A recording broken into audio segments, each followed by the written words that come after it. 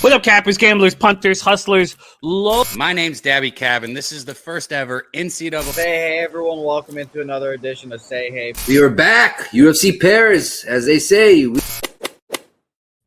Welcome to the Pub Sports Radio Major League Baseball Gambler's Guide to the 2022-2023 offseason, where we will go through every team, talking people who left, signings, free agent signings, and coaching changes. I'm your host, Sharpie's Bets, and I brought on two guys you know well, Jimmy the Bag and Ian Cameron, to go through the American League and give out their grades and their opinions to the offseason. So let's get right into the American League East, and let's talk some Yankees.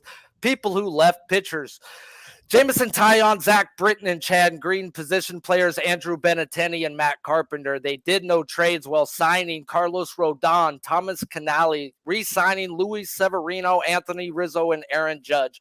No major coaching changes while re-signing Matt Blake as the bullpen coach. Under the radar minor league signings is left fielder Rafael Ortega, Billy McKinney, first baseman Jake Bowers, and second baseman Willie Calhoun. Ian, what grade you giving these Yankees for their offseason? B+. I mean, to me, there's not like huge splashes, but it's nothing that's going to deter this team from being among the contenders in the American League, as far as I'm concerned, coming into the season. You look at the starting pitching staff, you got certainly Garrett Cole, the ace. They bring in Carlos Rodon, a very, very steady lefty, and that's always something that's going to play well usually at Yankee Stadium. Nestor Cortez had it was a huge breakout season for him. Can you get Severino to stay healthy? If you can, that's a good rotation. The lineup, what you're going to get from them. There's no question. To me, again, the Yankees are in a position where they don't have to make a huge move to get better. They're already, right there at the end of the day, but they didn't do anything to overly upset the apple cart. It's still, I think the rotation is going to be solid, especially if the Cortez doesn't take that step back. Rodon is able to be a capable lefty in this ballpark, which I think he can. So overall, I decided B+. Steady, solid offseason. Can't complain. Jimmy, what's yours? Same question. I would give them a B. I think that the city needed Judge to resign, but signing Judge or Rodon off of career seasons never works out. It just never works out. But it's obviously enormous having Judge back in the lineup. This offense is completely reliant on him succeeding. In the second half of last year, this was a very average pedestrian offense. Harrison Bader, if you got Bader, Judge, Rizzo, Stanton, Torres, Donaldson, Trevino, Peraza, Hicks, that's not a very strong lineup. Bader 250, you have Stanton hitting 211, Rizzo hitting 224. I mean, I don't fear this offensive lineup at all, but they are a complete ball club. Their starting rotation is as deep as any starting rotation over the last decade. I think it's fair enough to say that. Cole, Rodon, Cortez, Severino, Montas, Herman. I mean, Cortez at $3.2 million is an absolute steal. But the Rodon thing, 6 years, 162. I mean, it was just back in 2020 when he was non-tendered by the White Sox, signed for $3 million. I mean, at what point do you want to sign these guys? This is not the right time to sign them when they're at their highest peak. Now he's had back-to-back All-Star seasons. Of 83 pitchers to clear 250 innings combined in 2021, Rodon third in batting average against, behind Javier and Scherzer. Best strikeout percentage at 33.9. I'm not as high on them as others. I hear a lot of people talking about, this is going to be another 100-win season, another 101 season. I tell you what, I have interest in their under 94.5 wins. And I will not be betting any futures on them. No, not to win a division, not to win a American League. Nothing for me. I fucking love it. CBS Sports has given them an A, where I also gave them a B as well. Their minor league additions to me is key. It's like Jimmy was just saying, their lineup isn't scary, but if someone goes down, they've got some guys that should be able to fill in their major league capability. And I love their rotation. Like, I think this may be the best rotation in baseball. We already know about their bullpen. The only fucking thing I can't stand about the Yankees is their general manager and their head coach. So until those change, I can't really be looking at them. But I actually lean the over on their win total at 94. I think they're going to have one of those Dodger type seasons and then blow it in the playoffs. But let's get to the next team. And that happens to be both of your guys' teams, Blue Jays, people who left. Pitchers, David Phelps and Ross Stripling. Position players, Gregory Polanco, Raimel Tapia, Jackie Bradley Jr., Dexter Fowler, Lourdes Gurriel, and Teoscar Hernandez. They did trade for Dalton Varsho and relief pitcher Eric Swanson. Re-signings and free agency, Chris Bassett, Chad Green, Brandon Belt, Kevin Kiermaier, and re-signing Anthony Bass. No major head coaching changes as they took the interim tag off of now manager John Snyder and added Don Mattingly as the new bench coach. Jimmy, let's start off with you first. Your team, what's your grade? There's a sentiment here in Toronto that this has been a bad offseason. And I disagree with that very much. You asked baseball insiders, and they'll tell you it's been a really good offseason for the Blue Jays. But there's a sentiment here in the city that we're in trouble, that our offense is going to be worse without Tio and without Lourdes Gurriel. I don't agree with that at all. We desperately needed left-handed bats. Our lineup had flaws. This is a lineup that was second in the MLB and WRC plus in 2022. This offense is going to be better this year. I think this is actually a B plus offseason, and that may upset people, and people will not agree with it. But Varsho and Brandon Belt will help immensely. Chris Bassett as our third in our starting rotation is an innings eater that can be trusted. I think Gaussman is the real deal. I think he's an ace, and we know what Manoah is, a bulldog on the mound. I think we're in a stronger position than we were in last year. Kevin Kiermaier is a gamer. He's an excellent defender. If our lineup is Springer, whose jersey I'm wearing right now, Bichette, Guerrero, Kirk, Chapman, Varsho, Belt, Espinal, Kiermaier, well, we are going to be a very good baseball team. I mean, the market believes we're going to be a very good baseball team. So, at 91.5 is the win total, juice to the over. The Yankees at plus 100 to win the division. Jays at plus 175. I don't know if that's the kind of future bet I'm interested in making, but I believe in this baseball team very much. I actually believe in them and well, but let's get to Ian before me. What you thinking? What grade you giving? For me, this is a B with their off season. I mean, for me, I thought there was some good. I thought there was some not so good. I thought parting with Gabe Moreno was unfortunate, and I get it. Danny Jansen had a great season with the bat last year, and that played a part in it. He's an excellent defensive catcher, calls a good game, has great rapport with the pitchers. Understand that, but it's hard to part ways with him. And Dalton Varsho, I need to see it with this guy. All I hear is a good player that can play different positions, very good hitter, although I didn't love that average last year. Did strike out a lot, gave you the pop, gave you the home runs, did produce with runners in scoring position pretty nicely, but I'd like to see the average be a bit higher. The rotation, a lot of people love the Chris Bassett addition, and when the rotation, Alek Manoah, I have no issues with him. He's going to be great. He already is great, in my opinion. Kevin Gaussman, I think Barrios has shown you that he can still be pretty good. And he's just got to iron out that home road split that he had last year. He's got to get better at both home and away. And Bassett, you're right. As Jimmy said, innings eater. That's a positive. And no question about that. I question this ballpark. I question pitching in this division for Chris Bassett. That's the one concern. He pitched in Oakland all those years. Easier lineups. Nice spacious ballpark. Good for pitchers. The Mets last year as well. Same thing. So can he sustain that here in a lineup, in a division with some good lineups? In a more hitter-friendly ballpark, can Chris Bassett still deliver the goods? That's my one little minor concern, but he's a steady pitcher. He's going to help. He's going to certainly help the depth of that rotation, no question about that. They needed to find some improvements in the bullpen, which coughed it up big time in the playoffs against Seattle last year. They've got the sidewinder Simber. Timmy Mays has got to stay healthy. He can be really good. Anthony Bass was pretty solid. And unfortunately, even he had a bad game and they got knocked out by the Mariners. Speaking of the Mariners, they bring in Swanson Dinners. He can help that bullpen. Eric Swanson, Jimmy Garcia, Romano, of course, established himself as a damn good closer. The bullpen's improved. Starting rotations got more depth. I think it was a solid offseason. I have some minor concerns, but I'm still giving the Blue Jays a B. That's what CBS Sports give them, was a B, but I'm going to give them an A. Adding Chris Bassett to a rotation and Green to a back end is a plus to me. And then, like Jimmy said, the lefties, it's not just the lefties to me. They desperately needed lefties, but this is a young team, and they added World Series fucking experience and Kiermaier and Belt, and these guys are going to help out immensely. It's going to show these players how to fucking play day in and day out, because they were too much of a roller coaster. They need to be more steady, and they got some guys to show them how to steady the ship. So I'm giving them an A. They did the right things, in my opinion. Let's head on over now. You have to be Debbie Downer. One thing about Chad Green coming off Tommy John serious injury, and he's not going to be available till halfway through the season.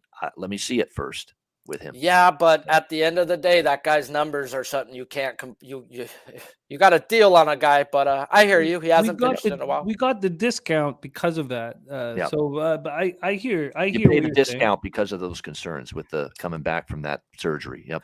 I did want to touch on, and I know we got to be tight here, but I did want to touch on Mattingly. I'm very curious to what you guys think of Mattingly as the new bench coach, because John Schneider, all he's done is win, right? Florida State League championship. That was the first one in the 33-year history of the Dunedin Blue Jays. Then he wins the AA championship with New Hampshire Fisher Cats. I mean, now his successor is likely right over there in Don Mattingly. I don't know what to make of it still. I don't know. Don Mattingly hasn't shown that he could win the big thing. So he's shown that he could coach a team through a season, which this guy hasn't yet. I mean, we've only seen him halfway through a season as an intern. So now we've got to see him with a full season, and he's got a guy next to him that could show him. But if he wins, you can't take it from him. This team loves playing for him, and they love Schneider. That away. Yep. Yeah, they love him. Bichette and Vladdy and all these guys, they were with him down in the minors. You know, they've developed a great relationship, manager and player. I think that's important, and I think what Mattingly will bring. You know, I know the managerial stint in Miami, but they didn't give him a shit thing, anything to work with in Miami. He was set up to fail, in my opinion. There, well, we gave him stuff in LA, bro. So, hey. No, I agree. LA was kind of disappointing. Yeah, I agree. His time there was a bit disappointing. Miami, he couldn't do anything there. What he'll do is he'll improve this is one of the best hitters in terms of professional at bats when he played for the Yankees way back in the 80s and 90s. Give you a good at bat. Put the ball in play, not swing for the fences. Blue Jays did that too much last year. Too many first pitch swinging, out of their shoes. And they'd have bad at bats, and the approach could have been a lot better. This is where Don Mattingly is going to help that. The approach, patience, look for your pitch, have a plan at the plate, depending on which pitcher you're facing. He'll help that. Yep. Well, let's get into the Red Sox. People who left. Pitchers: Nathan Eovaldi, Michael Wacha, Rich Hill, and Matt Strom. Position players: Xander Bogaerts, Tommy Pham, Eric Hosmer, Frenchie Cordero, and JD Martinez. They traded for Richard Blair, relief pitcher, and Albert Mondesi, shortstop, from the Royals. Free agency and re-signing: from Japan, Masataka Yoshida, Chris Martin, Kenley Jansen, Jolie Rodriguez, James Paxton, Corey Kluber, Adam Duvall, Justin Turner, and signing a fat contract was Rafael Devers. Coaching changes: Ramon Vasquez will replace Will Venable as the team's bench coach.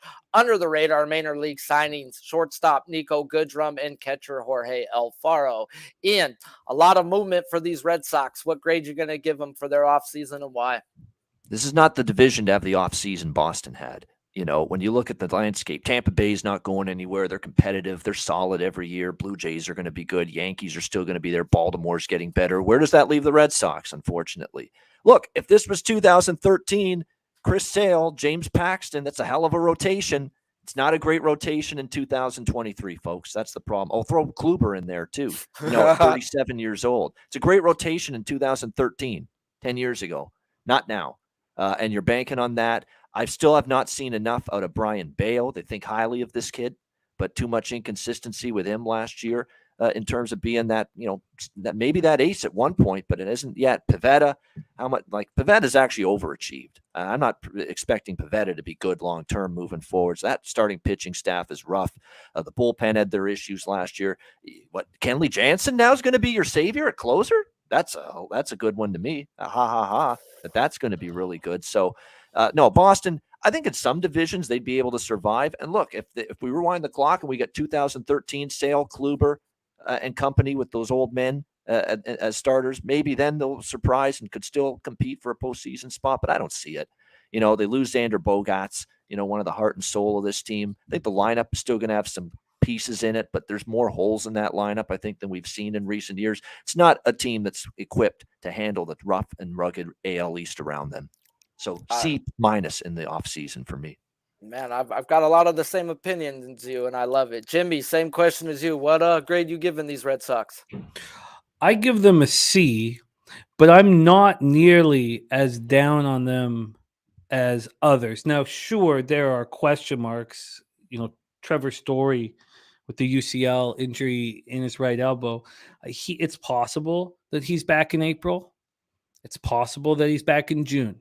We don't really know at this point, and they need him back very quickly. Also, it's very difficult to place expectations on players from Japan and Korea, especially offensively. And there are outlets that have Yoshida hitting 300 with 20 homers and a 380 on base percentage. I mean, if he does that, that's an incredibly good season. And so with Yoshida and Trevor Story, those are big question marks. They were 78 and 84 last year, and I think they're going to be slightly better. I really do. And this is going against what I've heard from everybody else. Everybody thinks they're going to be worse. Now, the market has their win total at 77.5, so has it right about there. But they re-signed Rafael Devers. He's a very talented special player. And Chris Sale is as competitive as any pitcher in the league, and he let everybody down last year. He knows he let everybody down. That bicycling injury, I mean, he let everybody down last year, and I think it's that he knows that he has to step up more than he's probably ever stepped up in his entire career. And I think Justin Turner's capable of a bounce back season. So I look at this squad, and I think that there's a lot of people hating on them, and I am interested in their over 77.5 wins. I think that they're better than now. Bobano and you guys, you're right. The AL East is extremely talented, strong division, but this isn't a weak baseball team in my estimation. And look, can Kluber be a number 2 in the rotation? No, I don't think he can. They have deficiencies, but I think that they're better than people are giving them credit for, and I'm interested in their over 77. I'll say one thing about Jimmy's point. If Boston had a great year last year, then it's different, because then maybe the under looks more appealing this year. But they bottomed out last year. Okay, that was a horrible season, obviously. It went awry for Boston. There's no kidding. There's no question about that. So from a buy low standpoint, there is that element to this Boston Red Sox team. But the way I see it is Paxton, Sale, Kluber, you're one start. Hell, fuck one start. You're one pitch away from those guys being back on the IL again. Seriously. That's how many injuries those 3 guys combined have had. Yeah, CBS Sports gave them a C-. I gave them a C myself. They lost 3 guys in their starting rotation that weren't even that solid last year, and they didn't fill the void to me. So you went out and got a couple relievers, Jensen and Martin, and it doesn't always fucking work out when you go get a couple net guys. Like one guy adding in, okay, but 2 or 3, like now you're just fucking doing too much. Like I don't think they know what they're doing. I think they're trying to do an old school Royals thing where build a bullpen and hopefully our starters can go 5. But, you're not the Rays, guys. You're not the Rays. So I'm not high up on these guys. They have, like Ian was saying, one of the worst rotations, let alone in this division. Oh, Lord. Let's get on into the Rays, though. They didn't do much, though. Let's talk about people who left. Ryan Yarbrough, JP Verizon, Corey Kluber, Angel Perdomo, and Ralph Garcia. Position players Mike Zunino, David Peralta, and Kevin Kiermaier. No trades, free agency, and re-signing Zach Eflin, Yandy Diaz, Peter Fairbanks, and they gave Jeffrey Springs a 4-year contract.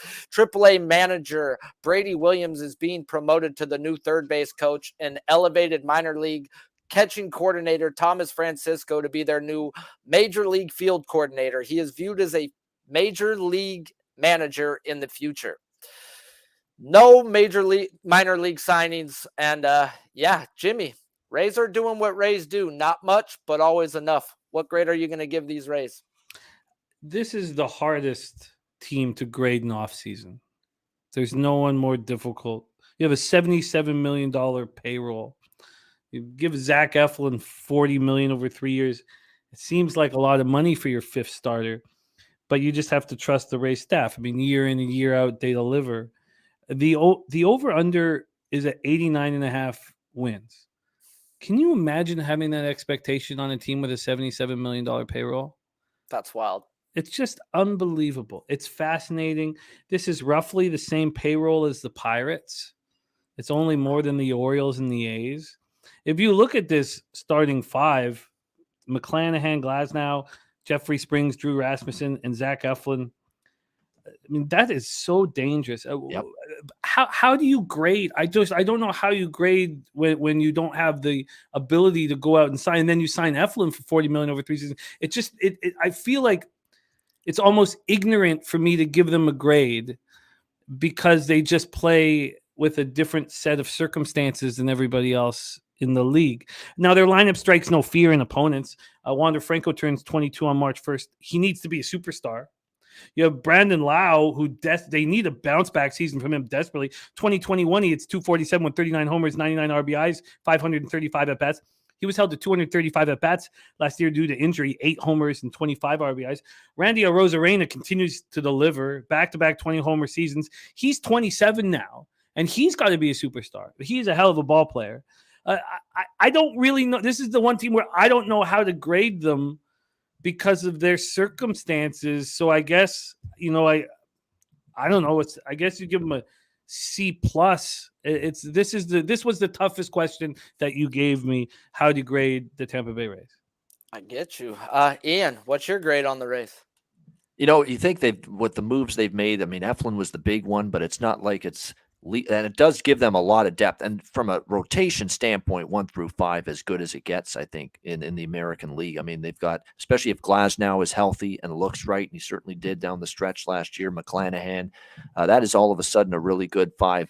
They got Springs, Rasmussen, Eflin in a 5. I don't like Eflin in a 2 or 3 spot in my rotation, but in a 5 spot, sure, absolutely. And pitching in that Tropicana ballpark, yeah.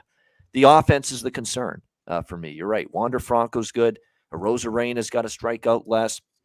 Brandon Lau has to improve. I mean, that's unbelievable how it dropped off for him. What was he, a 221 hitter last year? 8 home runs, that's it. 25 RBIs. Oh, my gosh. He's better than that, and I think he will be better this year, in my opinion. I think he's got that possibility of being that. You've got some flamethrowers out of the bullpen as usual. Bringing back Pete Fairbanks was important. They're probably, I think, going to move Jalen Beeks to the bullpen, and that's another plus arm. I mean, that bullpen, I don't worry about them. They're going to find arms to get the job done. That's Tampa Bay.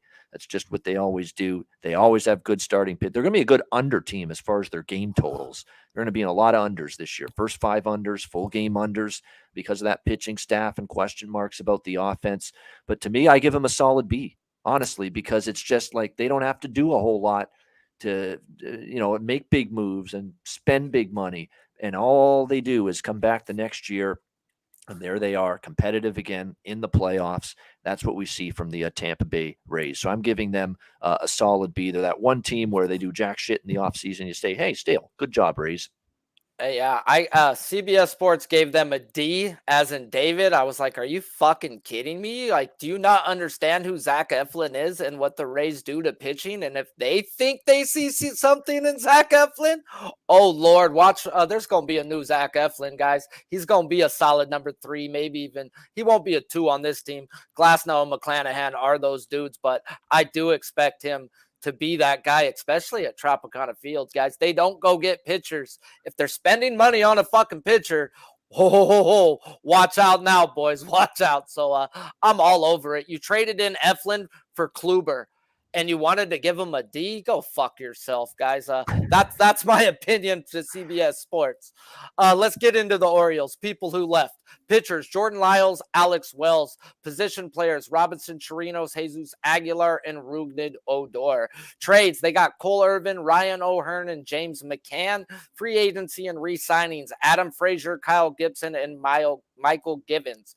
No coaching changes. Well, under the radar minor league signings is no more Maraza, and Frenchie Cordero. Call me crazy, but the O's seem to be making some sneaky moves. Not sure how they're going to work out, but yeah, let's get into it. What's the grades you're giving them this time, Jimmy, for the O's? I wrote C plus there. I think I'm being a little harsh. They probably, it's tough. They're moving in the right direction. We know that. There's no need to rush this process. Trading for Irvin and signing Kyle Gibson solidifies the rotation. Dean Kramer, Tyler Wells, Austin Voth, Kyle Bradish. It's a decent group. You have Santander, Mountcastle, Adley Rutschman to build around. My biggest question is Jorge Mateo. Can he be a starting shortstop? He had 221 last year. Sure, he stole 35 bases, but you have Cedric Mullins stealing 34. Austin Hayes, Cedric Mullins have to take the next step. I think they're capable of that. This is a good team. It feels like they're trying to use the Tampa Bay Rays book of success, and I think they're doing a good job doing it. So I have a C plus written here, but I think that was probably a little harsh, probably a little mean. Maybe it was a B. It's hard when the Orioles and the Rays do nothing really to improve their offense to actually say that it's a B.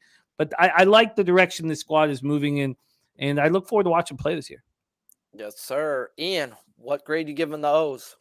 Yeah, I'm actually not too concerned about their offense. I think actually lineup-wise, they're going to be okay there in that regard. You've got Gunnar Henderson. You've got Adley Rutschman. Adley Rutschman's already established himself one of the better hitting catchers, and I think that's what he's going to end up being in his career. Gunnar Henderson, they bring in the veteran Adam Frazier.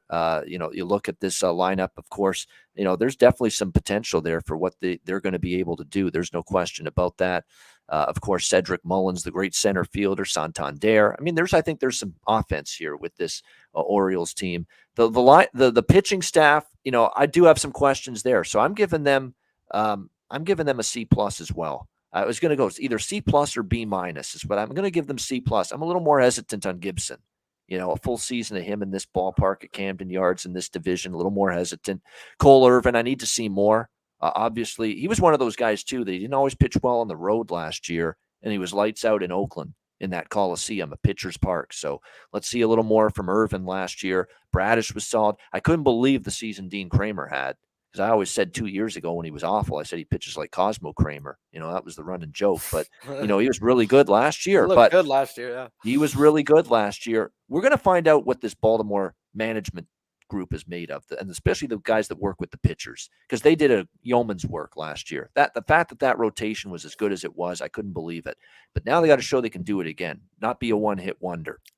So, and because they didn't go leaps and bounds improving, in that pitching area, and the bullpen can still be a little up and down. It was a lot better last year, the bullpen. But again, they didn't make a ton of moves to improve it. So I'm going to go C plus on Baltimore. All right. CBS Sports gave them a D as in David. Once again, they're dick fucks. I'm going to give them a B. I know it doesn't look like they did too much with the additions, but Irvin and Gibson to a young rotation should help immensely. McCann to spell Rauschman or even to allow him to DH more should also help this young star. And I'll take Adam Frazier over Odor any day. Shout out to the chat. Do us a favor, smash the like button, hit the retweet as we head on into the American League West and we talk about these Rangers. People who left, pitchers that's a right fielder. Pitchers Matt Moore and Cody Uehara. Position players Cole Calhoun, Charlie Culberson, and Kevin Plawicki.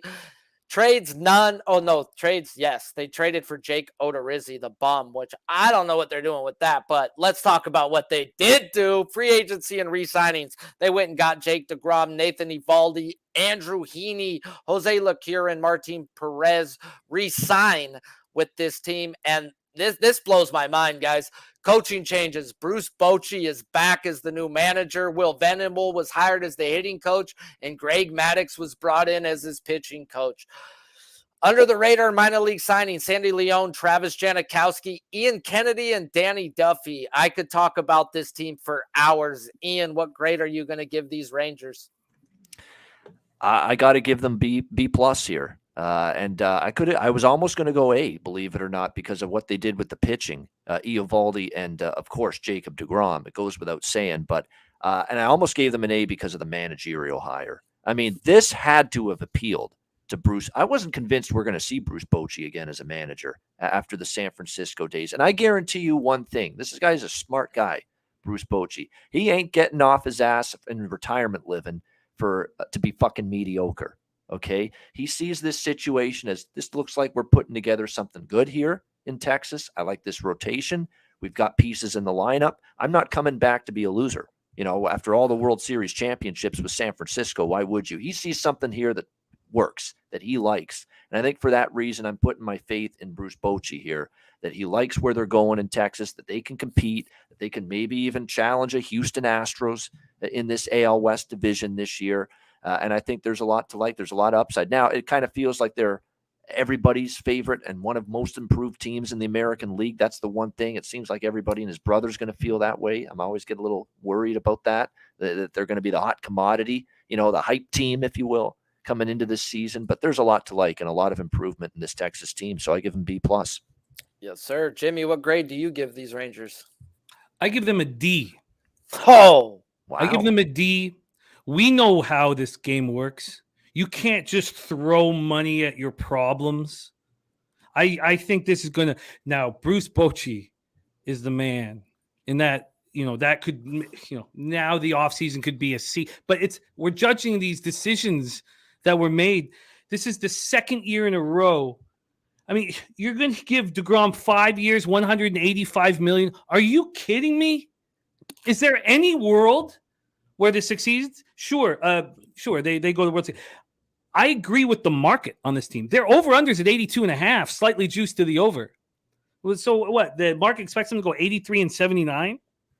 DeGrom threw 64 in the third innings in 2022. He's thrown 224 in the third innings over the past 3 years. They give Corey Seager 10 years, $325 million.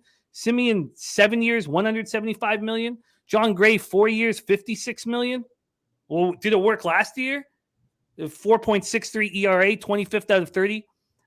I think this never works. Who do I like on this team? Dunning, Otto, Kumar Rocker, Jack Leiter, Owen White. I like the kids that they have coming up. Is Josh Young ready to be the starting third baseman? I mean, is Josh Smith, Leody Taveras, and Bubba Thompson an outfield that's going to get you to the playoffs? Can Greg Maddux be a great pitching coach?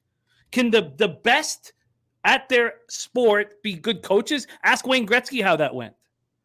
I hope this gets bet up. I would bet the under. We see this fail year after year after year from a different team. And, if it wasn't for Bochy, I would have already bet the under for their season win total. I hear you. That's why most of my analysis was about Bochy, because I trust that he thinks that he can work with this group and mold them into not a championship, but at least a playoff team. We love this sport so much because you can't just throw money at it. Hey, that was the first hot take I've heard. Straight up D. Yeah. For the D, go get DeGrom for D. There's health concerns with DeGrom. I will say that there is. CBS Sports agreed with Ian, giving them a B+, and I gave them a B as well. Like, I love the Bochy move just as much as I love the DeGrom move, but I actually love the Eovaldi move more than any of that. Like, I expect a ginormous bounce back for Eovaldi.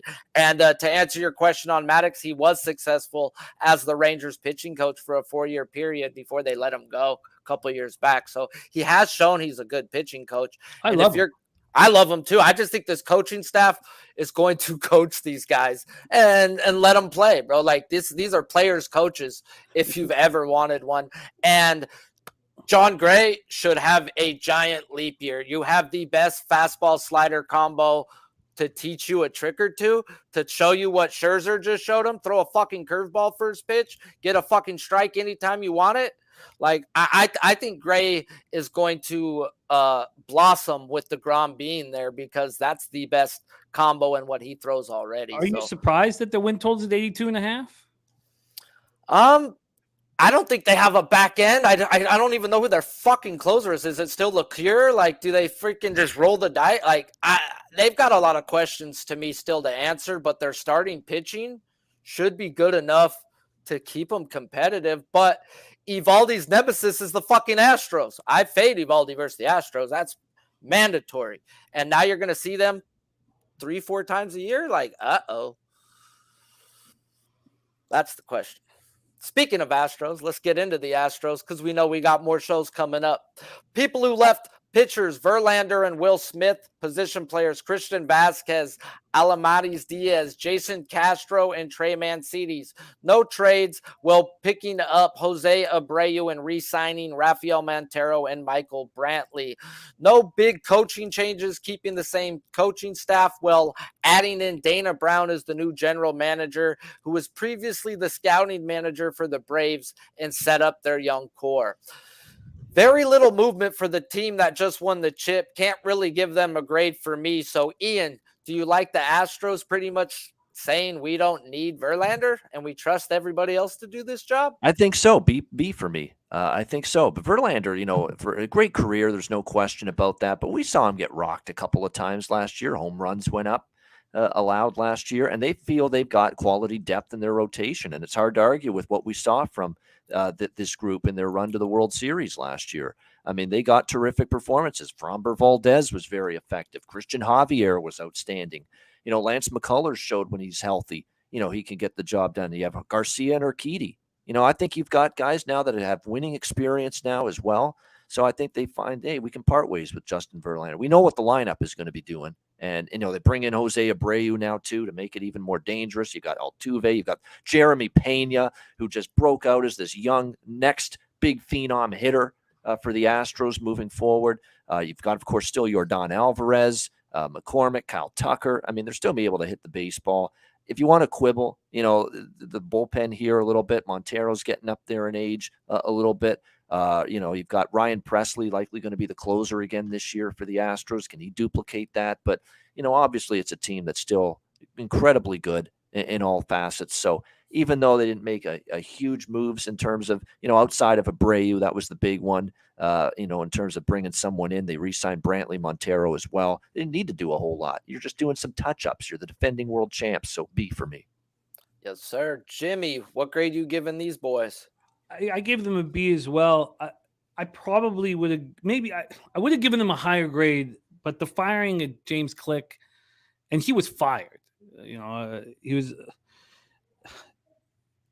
They win a World Series. The Astros have so much bad karma out there, and this the way they dealt with James Click. I mean, I can understand Dusty Baker being 73 and only giving him a 1-year contract, but it's just you reach the top.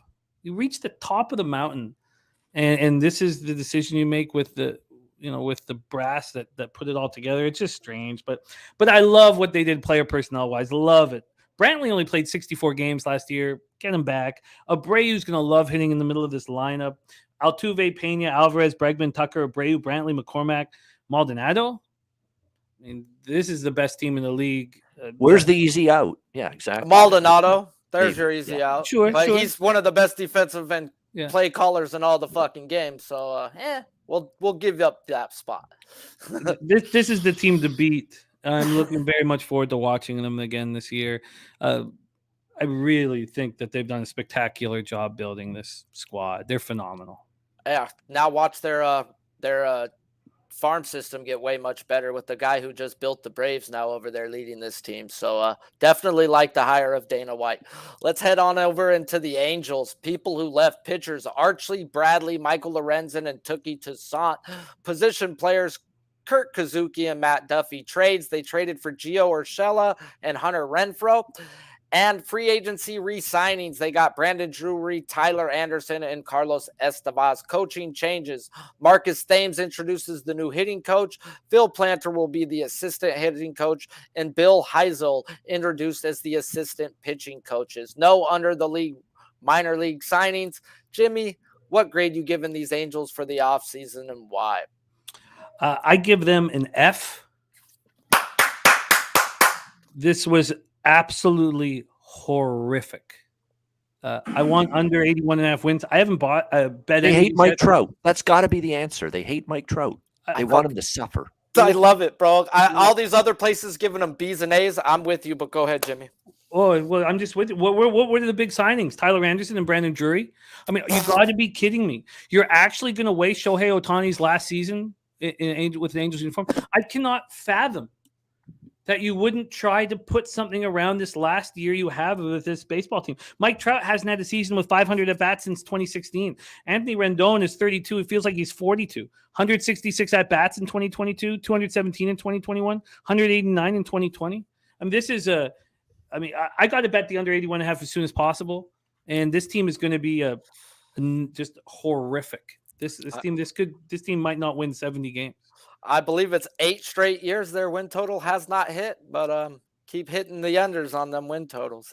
Ian, what's your grade for these Angels? I'm not going to be nearly as harsh as Jimmy, but it's pretty bad. It's my worst grade so far by far, a D on the Angels.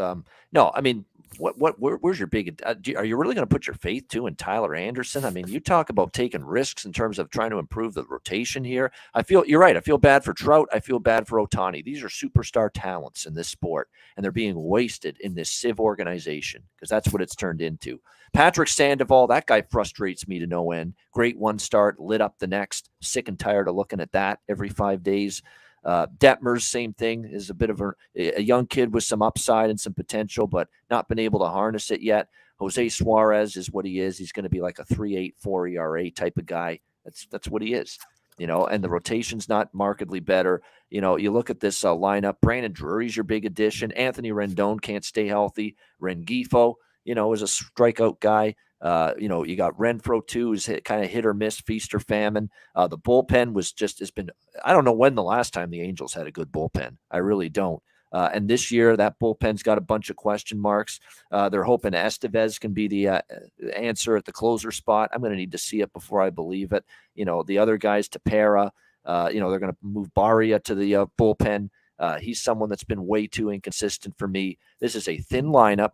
This is a horrible rotation, and this is a bullpen littered with question marks on top of being a bad defensive team, for much of last year. So, yeah, bad things for the Angels, a D for me. You said what I said already, and we've got to speed it up, so I'm right there with you with the D as well. Let's talk about these Mariners now. People who left: pitchers Luke Weaver, Justice Sheffield; position players Carlos Santana, Adam Frazier, Kurt Casale, Mitch Haniger, and Jonathan Villar. Traded for Teoscar Hernandez and Colton Wong, as well as Cooper Hummel from the D-backs. Signings and re-signings: AJ Pollock, Tommy Lascella, Dylan Moore. Coaching changes: Trent Black transitions to Major League coach and director of pitching strategy. Stephen Vogt, the old A's catcher, was hired as the bullpen and quality control coach. Under the league minor league signings: Tommy Malone, Mike Ford, and Colin Moran. Ian, these Mariners have been getting better year by year. What grade do you give these Mariners? Yeah, in terms of the Seattle Mariners, I give them A- here. I like what I'm seeing here from this Seattle group. You look at it, Hernandez, of course, we saw him a lot with the Blue Jays. AJ Pollock's had some injury concerns, but if he's healthy, he's still a very good player, both bat and defensively. You look at the starting pitching staff. You still have Castillo, Ray, George Kirby keeps on showing you that he's got potential. Logan Gilbert as well. And look, these kids now are going to be in their second year, so they should be even more comfortable now in this Seattle Mariners rotation. You look at the bullpen that they've got. They established themselves with, some arms that were. They've got a flamethrower and Matt Brash, I think, who's going to continue to get better. You've got Murphy. You've got Gott.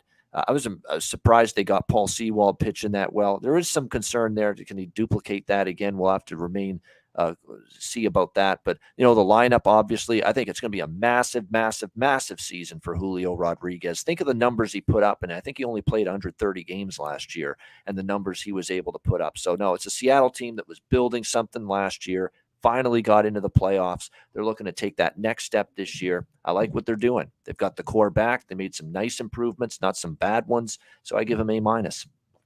Jimmy, what grade do you give these boys? I give them a B+. This team has 90+ wins written all over it. My palms just started sweating. The 87.5 win team total over. I got to bet it. It's just, this team is so dangerous. You add Teoscar Hernandez, Colton Wong. These guys are gamers. They could thrive in Seattle. When, Bobano talked about what kind of player Julio Rodriguez is. And you know what? This could be the best starting rotation in baseball. I mean, the Yankees at first we think that they're probably the best. But this Castillo, Gilbert, Kirby, Ray, and Gonzalez, my goodness. What a spectacular job they've done putting a baseball team together. Now, their offense isn't that strong, but should do enough. Your infield, Ty France, Colton Wong, J.P. Crawford, Genie Suarez in the infield. We'll see. And Stephen Vogt, I've loved him. He got so much out of his career. He's such a smart baseball. The guy knows baseball, and bullpen quality control coach. I think it's a beauty move. This team is so dangerous, and I want to bet they're over 87.5, and I probably start locking these bets in the next 24 hours. I like what you guys say. I also gave them a B+. The only thing you guys didn't add in is that Colton Wong, AJ Pollock, and Tommy LaStella bring World Series experience to this young team. Kind of like the Blue Jays. Yep. I just like what they're doing inside the clubhouse, helping out a young team by putting in players who's been there. Now let's talk about the A's, the worst team in this division, guys. People who left: Pinder, McKinney, Stephen Vogt, Sean Murphy. They traded for a bunch of bums. I'm not even going to read you your names. The one name that you might know is Manny Pena. He's going to be their new catcher. Free agency and re-signings: Almanis Diaz, Jesus Aguilar, re-signing Jace Peterson, going and get Trevor May and Shintaro Fujinami from Japan on a 1-year contract. Coaching changes: Mike McCarthy, not the Dallas coach, but he's the new bullpen coach. Marcus Jensen moves to quality control coach. Mike Alderett takes over as first base coach. Eric Marlins moves from first to third, where Darren Bush is the new bench coach. No under the league minor league signings. So, Jimmy, anything to say about these guys, or is it a quick pass? Well, I'll just say it's an F. This is going to be a long year. Billy Beane stepping away from the day-to-day operations. So now it's David Forrest. They had one player hit 250 last year in Sean Murphy, and he's in Atlanta now. Seth Brown led the team with 25 homers. They only have 2 other players on their roster that hit double-digit homers. Chad Pinder with 13, and he's a free agent. He's not even signed by them. And Ramon Laureano, who was popped for PEDs in 2021. The only thing I'm excited about is they have 3 lefties in their rotation that I'm looking forward to watching: Waldachuk, JP Sears, and Kyle Muller. I'm looking forward to watch those 3 guys pitch, and I think that we probably can find some value first 5, depending on which one of those 3 step up. And I expect Waldachuk and Sears, JP Sears, to step up. I don't know about Kyle Muller, but this is just an atrocity. They shouldn't be allowed to do this. We need to relegate teams because it's so sad that they're doing this to the Oakland A's faithful. Yeah, I pretty much wrote how long are they going to be left in Oakland. But Ian, anything to say about these Oakland A's? Yeah, for me, it's a D+, and I only went plus because I think I'm interested to see this late blooming kid that they've got, Esteury Ruiz, who that might be the only reason to watch Oakland baseball this year, is watch his at bats, watch him play, and then turn out the rest of the game when he's not there. But definitely keep an eye on it. The rotation, what can you say? What's amazing about the rotation is the one guy that was really, really solid for them was Irvin, and he's gone.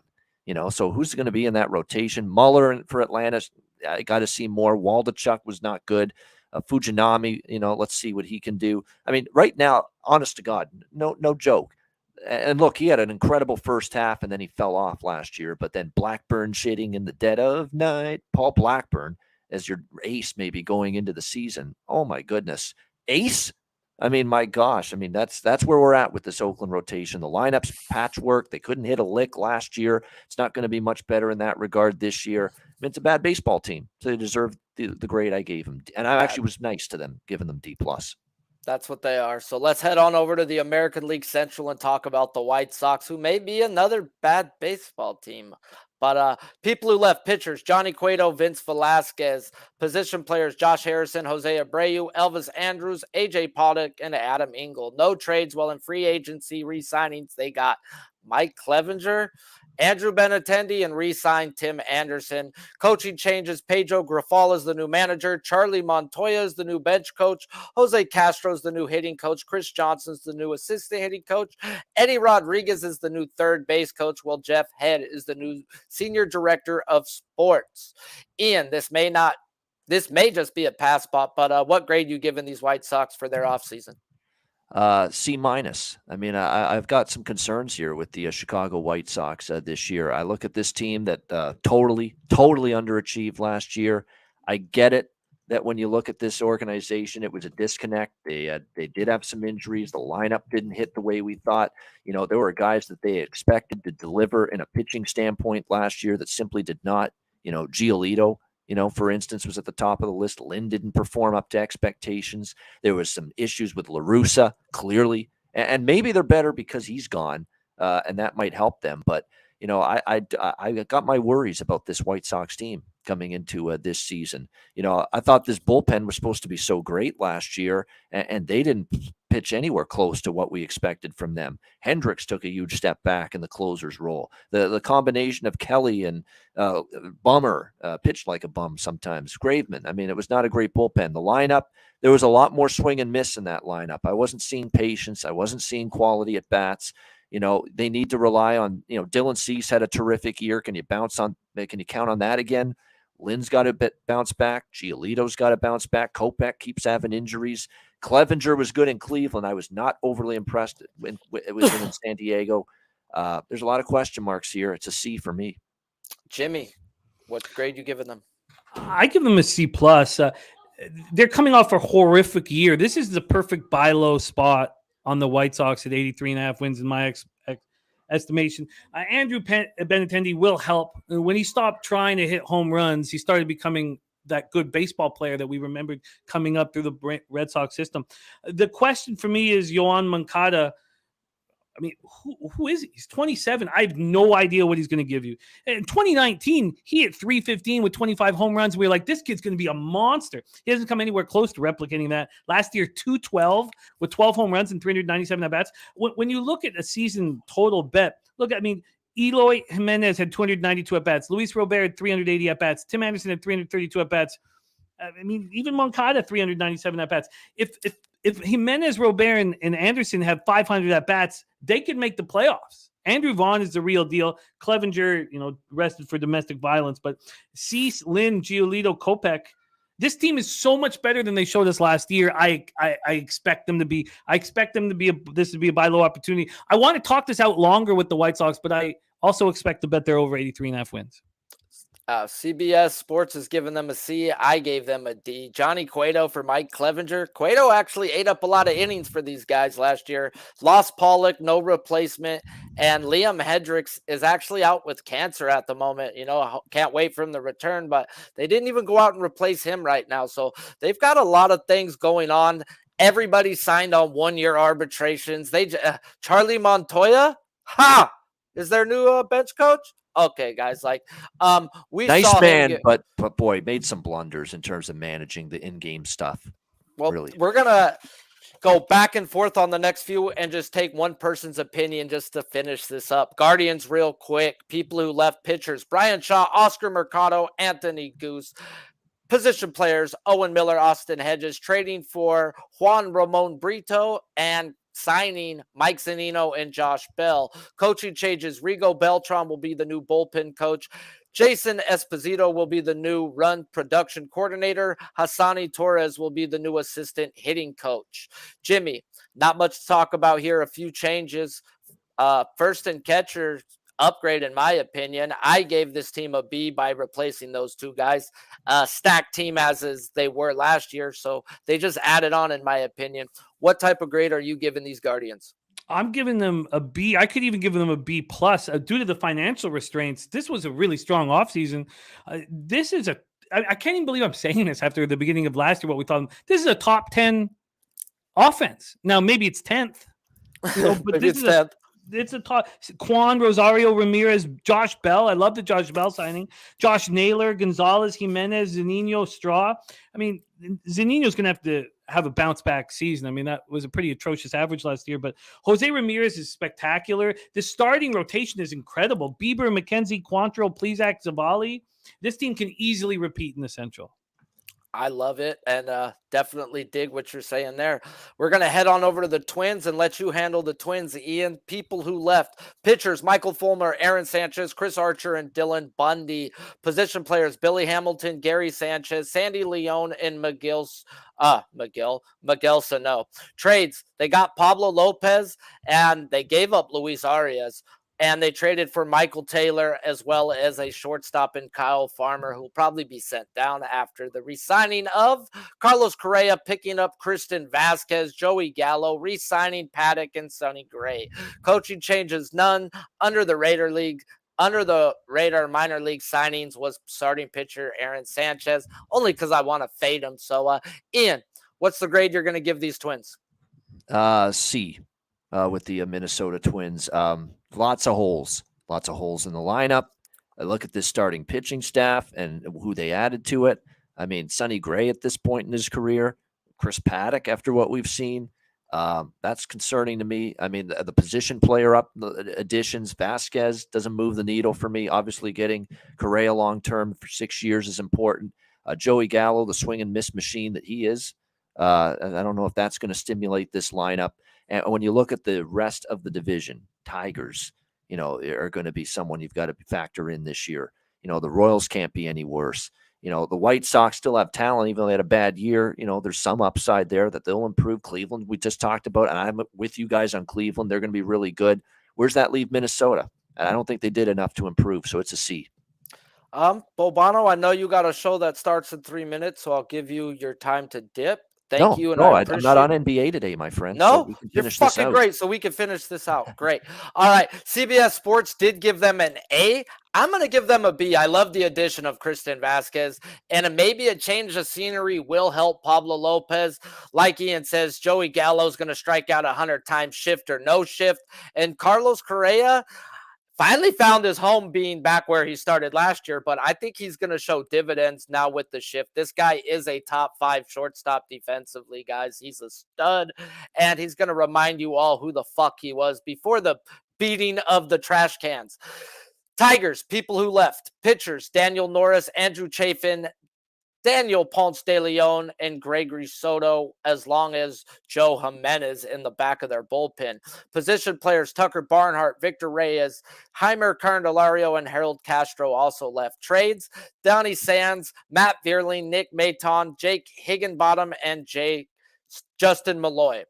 Free agency and re-signings, Michael Lorenzen and Matthew Boyd. Coaching changes, Gary Jones will shift from first base to third base while keeping Alfredo Osmaga as first base coach after being brought in the middle of last season. Michael Brodar and Keith Bragard are the new hitting coaches. James Ronson is the new assistant hitting coach, as well as Robin Lund. Jimmy, what grade are you giving these Tigers for their offseason? This is absolutely atrocious. What they've done. We were watching teams like the Orioles, and I can't believe the Royals are at 69.5 wins with the Tigers above them. How can the Tigers possibly be above them? This team is going to be so bad this year, and I hate it because I love going down to Comerica and watching games. Matt Manning is a stud, but we don't know what Tariq Skubal status is going to be. He had the season-ending surgery to repair the flexor muscle in his left elbow. And he's already had Tommy John in 2017. I mean, I fear the worst with Skubal, but I give them an offseason a D. You're asking way too much of Haas and Spencer Torkelson.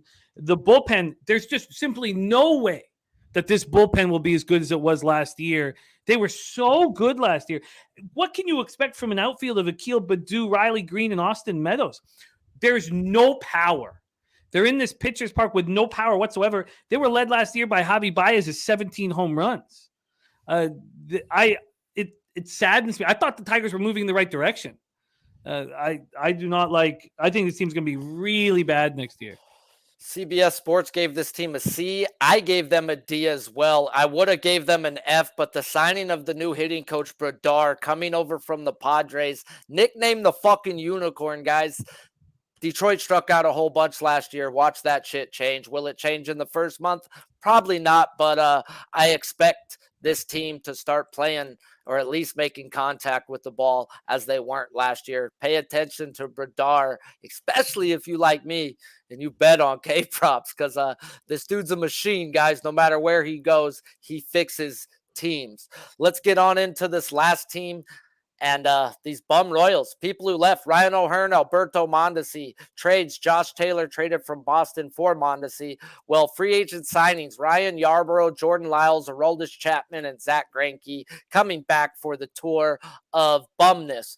Coaching changes: Matt Quantrill is the new manager, Mitch Steller is the new bullpen coach, Paul Hoover is the new bench coach, Brian Sweeney is the new pitching coach, and Zach Bowe is the new director of Major League Pitching and assistant pitching coach.